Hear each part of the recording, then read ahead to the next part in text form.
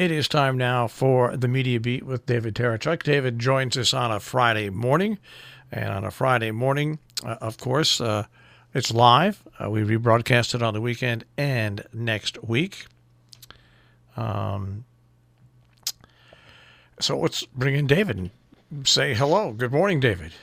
Well, hello. It's good to be with you from the media capital of the world, New York City, where the Media Week comes every week. And as you say, it gets rebroadcast through the rest of the week.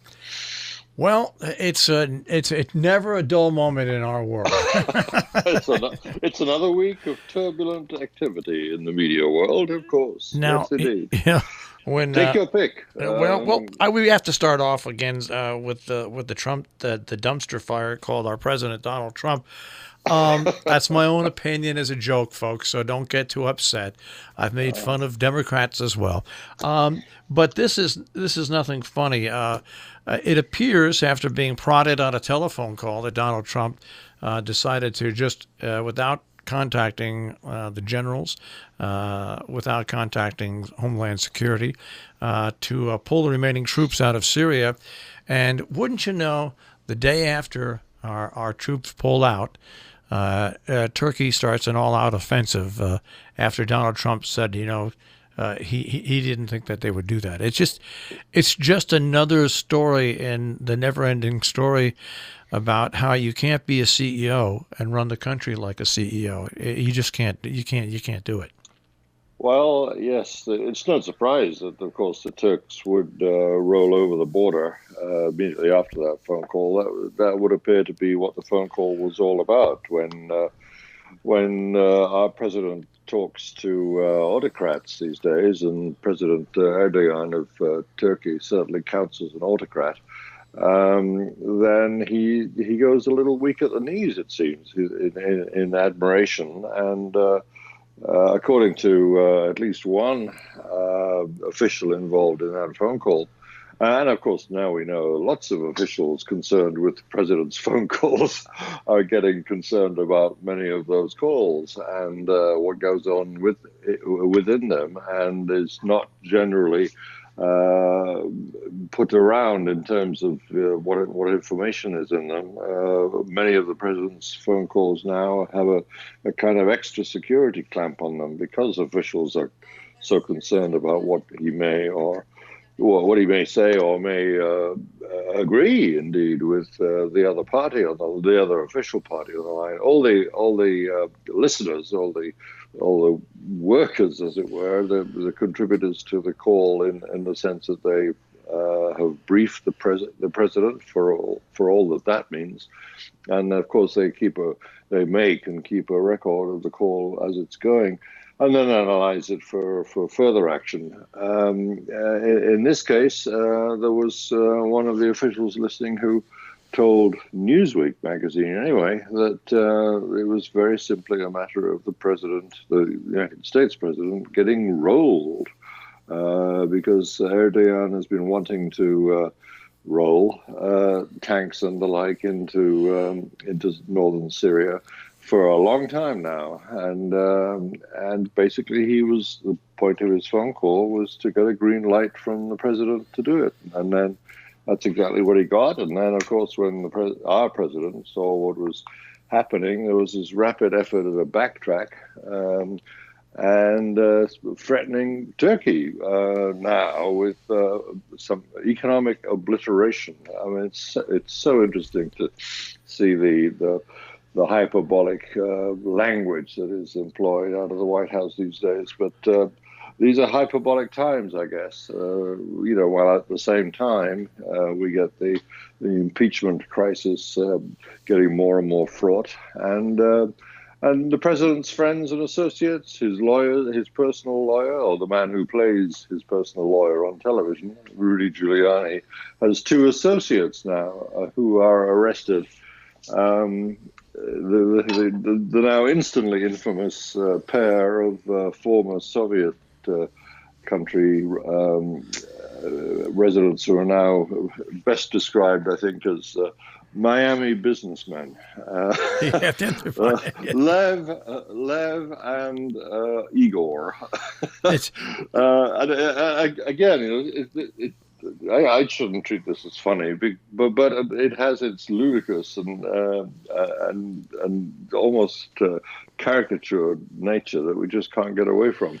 Lev and Igor are now arrested with one-way tickets out of the country at Dulles Airport, and only hours before that flight, they were having drinks with, or at least one of them was having drinks with Giuliani in the bar of one of the Trump hotels. I mean, it makes you weep if it doesn't make you laugh. And in one of the strangers in fiction but true, you can't make this stuff up.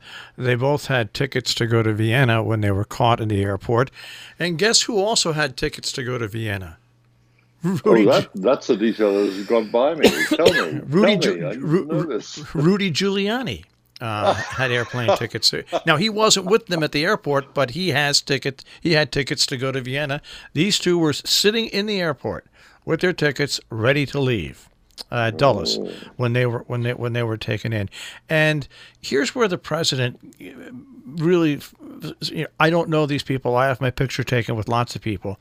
And then, of course, 3 or 4 pictures of him with the thumbs up with these guys surfaced. Not only that, the pictures of Giuliani. There's a video of Giuliani over with these guys. And also, Donald Trump's son, there's multiple pictures of him with these guys. But, of course, I don't know these guys. I have my picture taken with everybody. This is where the president really falls down. As my grandmother used to say, keep digging that hole. You're getting deeper and deeper, and you're not going to be able to climb out of it.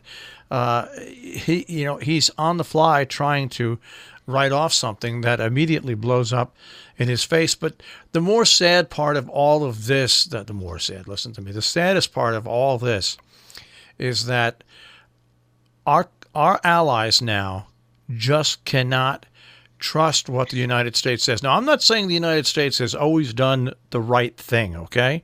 I'm not saying that at all. God, no, we haven't. We've made our foreign policy mistakes. But when we say something to allies, whether it's been a good idea, in my opinion, or not, we've always followed up with it. We've been consistent. Now, countries that don't like us even more. Countries that were on the fence about trusting us don't trust us anymore. And now our allies, our major allies, have to look at us and say, gosh, you can talk to diplomats and you can talk to the State Department, you can set things up, but you have a president that at a whim will change it instantly. And that's a really sad and bad thing for this country. Sure, and the people who are suffering the most, or likely to, already indeed suffering, because the fighting's already broken out, and the people in the crosshairs are the Kurds, the Syrian Kurds, who acted as allies, very effective allies. It's perfectly arguable. In fact, many people do argue, I would say that the evidence is very clear that if it wasn't for the Kurds, we wouldn't have had the victory that's been scored against ISIS. And indeed, those Kurds are holding prisoner an awful lot of ISIS fighters, and also in not very good conditions, many of their families too. A big social and as well as political problem in that area. But they have much cause to complain about the whimsical nature of this president's rule. But on the other hand, that's not all that new. As you say, America's track record is not perfect in terms of its treatment of its own allies. The Kurds were encouraged to rise up against Saddam Hussein in Iraq because they are a stateless people. Of course, they are spread across that part of the greater Middle East, Turkey, Syria, and Iraq, and the first President Bush encouraged them to rise up against Saddam Hussein, and then never followed through, resulting in the massacre of many of them then. And it's in a way, it's no great surprise to the Kurds that they should be let down by their big ally, the United States. But it is a surprise the way it was done. As you say, on a whim, it looks like. And in fact, what it seems to be like is Turkish insistence winning the day against a president who claims to be one of the big boys in the strongman brigade, but when he comes up against one of the world's strongmen, he doesn't seem all that strong. No, and what also is interesting is what Erdogan was what he said once this happened in Europe. The EU started complaining. He basically told them to be quiet, otherwise he's going to send 3.5 million refugees their way. And this is the domino effect. And this is why state departments and countries try to work together so you don't have a domino effect like this where one domino falls and all of a sudden they all fall and you have no control. The problem about expecting consistency out of the United States and then getting annoyed when you don't get anything like consistency is rippling in perhaps unexpected directions. It's worth looking at the media of another neighborhood country in the Middle East and its response to what's going on here. In northern Syria with the Turkish invasion, and of course, concomitant with that, the letting down of allies. Who's America's biggest ally in the Middle East? Of course, it's Israel. And of course, in the last 2 or 3 years, it has looked like that the alliance between the leadership, at least, of these two nations, the United States and Israel, has been very firmly bolstered.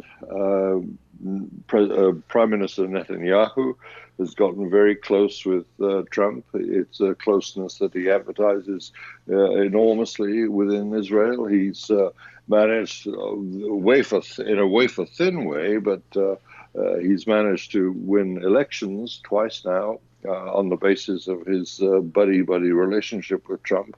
But now, to look at the Israeli media on all sides, it's not a partisan matter. Israelis are now very concerned about how much they can rely on Trump. Now, it's taken a little while for that concern to get raised, but they certainly are anxious about this peculiar turn of events, which in effect not only damages the Kurds, but will, in all likelihood, advantage Iran as well as President Assad in Syria. And they had every reason to believe, or at least some substantial, or at least some apparent reason to believe, that Netanyahu and Trump were forging some kind of real cooperation. It doesn't look that way today. Well, I think Boris Johnson has to be happy because he's taken off the world headlines with all this. We don't talk about Brexit anymore. Doesn't well, I'm not sure he's concerned about what we're talking about very much, but he still has his own problems.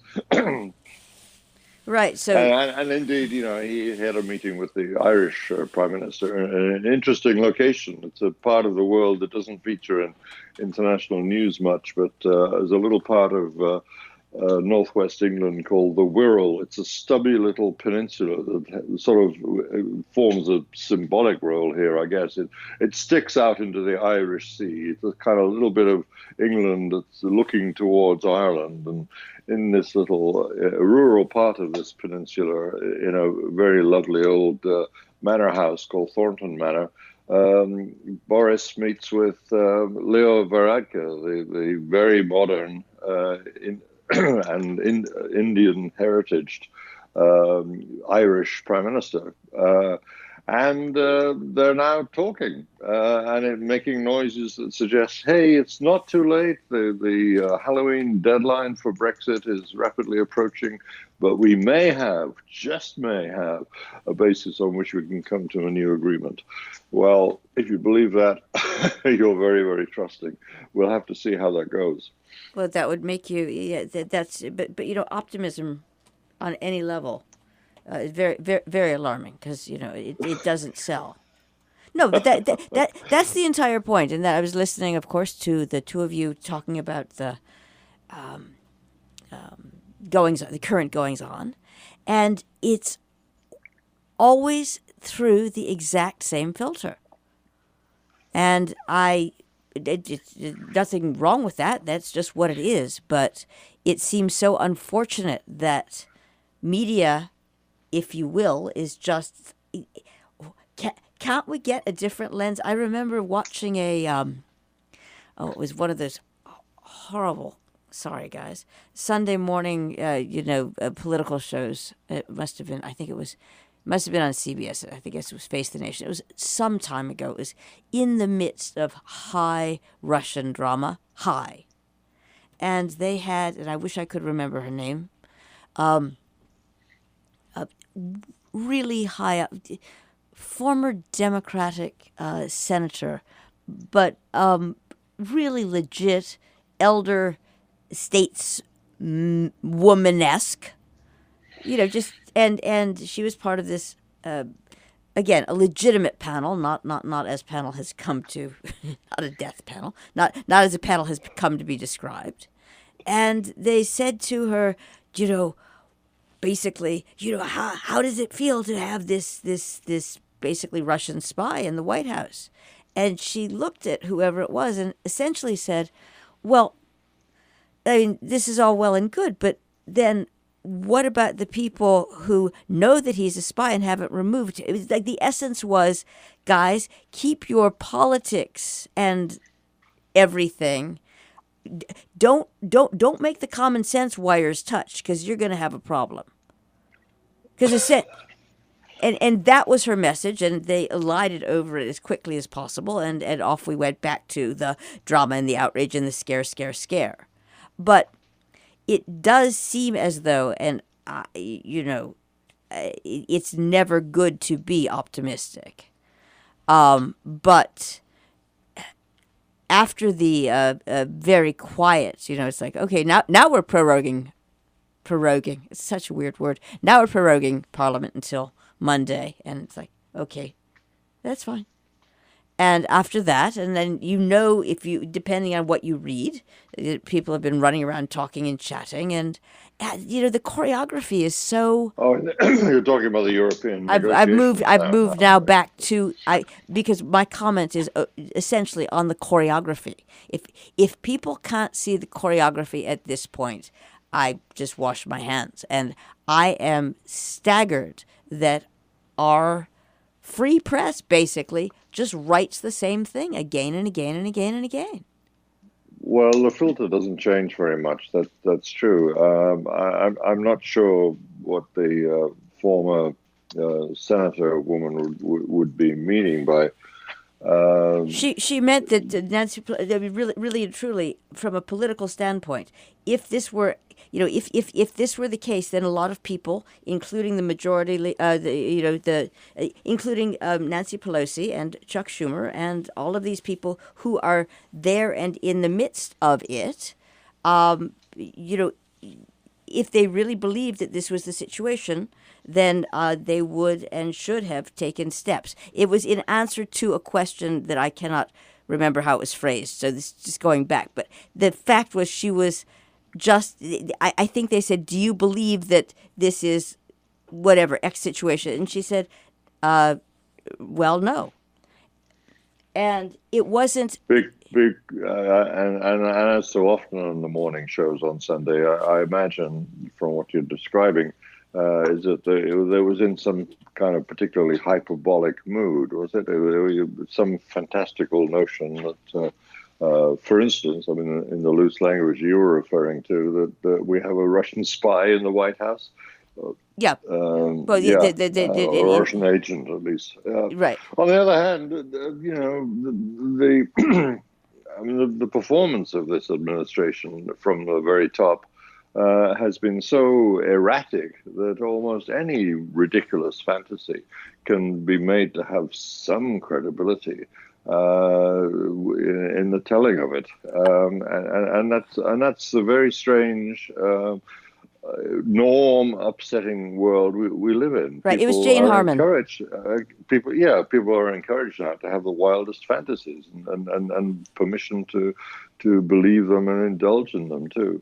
On the other hand, there's a lot of evidence to support the wildest of conspiracy theories. It may be just an accident, contributing to it may be just an accident of Trump being photographed with the wrong people. But Oh no, but even so, it just doesn't look good. No, there's no question. Going on at the moment. There's no question that it doesn't look good, and it hasn't looked good from the very beginning. And what I'm talking about is the filter. You would do a better job. One would do a better job if everything doesn't look good. So, just widen the lens a little bit, and then the stuff that doesn't look good really has a context for not looking good. Yeah, and you see that although we can huff and puff about it, a lot of it is not so different from, or much of it anyway, is not so different from what goes on anyway. It's a lot cruder these days. It's a lot more hyperventilated, but it's if you take a long view, it's not so different from some terrible times that we've gone through in the past. I mean, and it's useful to, broaden that view, widen the lens. And for instance, I don't think I mean people get impatient with me sometimes when I bring up Watergate so much in the current context. People are saying it's so different. Well, it may be, but on the other hand, it suggests that we've been down roads similar to the current one before, and there have been ways and means of getting out of what was at the time was called a great national nightmare. And of course, it's also important to look at how our current situation is not the same as Watergate, but at least widen the lens and make the effort to draw comparisons where they're appropriate and make distinctions when they're appropriate too. And that's what my question is. Why is that so impossible? And I will go on to say that it is Jane Harman who right. Jane and Harman, she is the very long and a substantial experience in the intelligence field, of course. Right. A really valuable commentator for the moment, I would say. It was just striking at that moment that she was yes and.